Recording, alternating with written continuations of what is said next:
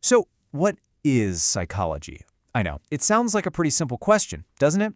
But the answer, well, it unlocks this amazingly complex and fascinating world of what makes all of us tick.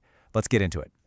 You know, when you hear the word psychology, the first thing that probably pops into your head is a therapist's couch. And yeah, that's definitely part of it for sure. But what if I told you it's also about why you can't get a song out of your head, or why certain ads make you want to buy something? It's even about how a crowd behaves. The field is just way bigger than most people think. In fact, it's so incredibly broad that, honestly, even psychologists sometimes struggle to pin down one single definition. I mean, it covers everything from the tiniest level, like how our brain cells talk to each other, all the way up to the massive, complex social dynamics of an entire country.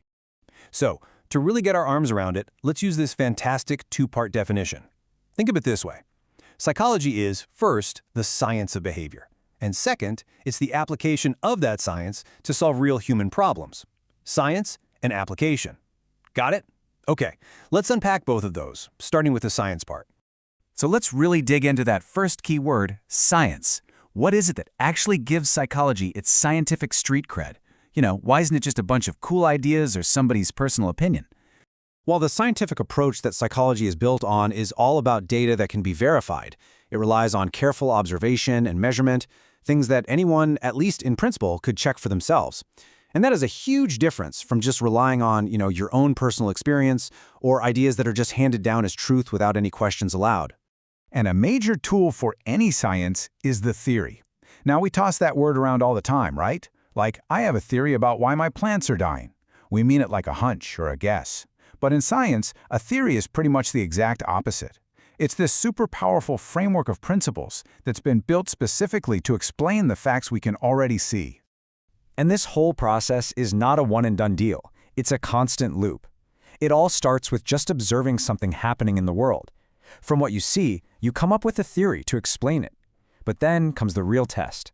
You use that theory to make a specific prediction, and finally, you go out and gather brand new data to see if you are right. Based on what you find, you might have to tweak the theory, and then the whole cycle starts over again. It's all about constantly checking our ideas against reality. Okay, so a huge part of that scientific process is measurement. But here's where psychology runs into this massive and, I think, totally fascinating challenge. I mean, really think about it. You can't just take out a ruler and measure someone's intelligence, can you? You can't put happiness on a scale and get a number. So how in the world do psychologists measure these things that are, well, basically invisible? The solution they came up with is actually pretty brilliant. See, while a physicist can directly measure something like length or temperature, psychologists have to get creative. They have to rely on indirect measurements. So, for example, they can't directly measure how indecisive someone is, but they can measure how long it takes them to answer a question. That response time, that becomes a stand-in, a proxy for that internal feeling. And that's the absolute key right there. Psychologists use concrete, physical things they can measure, like how long something takes or how many times a behavior happens, to make really smart, logical guesses about the internal psychological world that they can't see. It's like building a clever bridge between the physical world and the mental one. All right, so that's the science half of our definition. We got it. Now let's jump over to that second part, the application.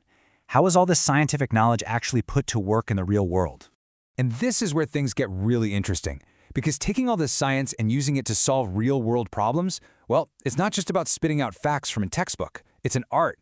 It's a skill, a certain knack for knowing exactly what to do and when to do it. And you can see this art in action all over the place. It's in the way a therapist carefully chooses their words to connect with a worried client. It's how an educational psychologist helps a school board design a program that actually helps kids learn, or how a social psychologist helps a company deal with tension between employees. They're all using scientific principles, but they're doing it with a level of skill and nuance that only comes from practice. And this is so important. This artistry isn't some magical gift you're born with. No way. Just like a doctor or an engineer, a psychologist develops the skill through years and years of intense study, practice, and specialized training. It's a professional expertise built on top of that solid scientific foundation. So, let's bring these two huge ideas, these two halves of the puzzle, together. We've got the rigorous science on one side, and we've got the skilled art of application on the other. And this, right here, is the soul of psychology. It's not just science, and it's not just art. It's the powerful, inseparable blend of the two. It's a body of scientific knowledge combined with the skilled art of using that knowledge to understand and help people. You really can't have one without the other. That just wouldn't be psychology. So why should any of this matter to you? Because here's the thing. Even if you never plan on becoming a psychologist, just understanding these basic principles, this idea of science and art working together, gives you this powerful new lens. It's a whole new way to understand your own motivations, the people around you, and the crazy world we all have to navigate every single day. So I'll leave you with this final thought. Now that you have this new definition, this idea that psychology is a mix of science and art, how might you use it? What's one problem in your own life, big or small, that you could maybe look at with this new perspective? Because that, right there, is where the real journey begins.